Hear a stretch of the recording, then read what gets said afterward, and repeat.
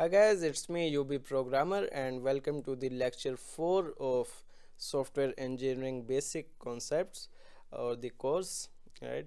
So the first line says if anything goes wrong in the requirement definition, so in any of these 4 steps, it will create a lot of mess later on because after that there will be a start on the development, and then things will not be in your hand to change the requirement and things like that, because obviously you can do that, but it will cost you really a lot of amount, right? And there shouldn't be any ambiguity in the requirements definition. So requirements should not be ambiguous, like the client says something and client writes something else, and developer perceive it in some other way, right?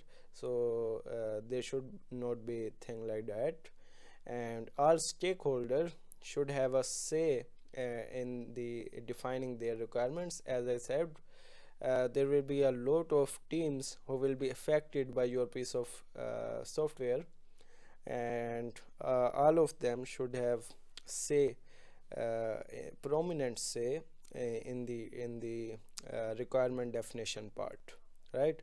And requirements which you are defining should be testable or verifiable. What does that means? uh, this means that this requirement which we are specifying has some kind of merits on which it can be test, right? Like you can't say just design should be efficient or design should be good.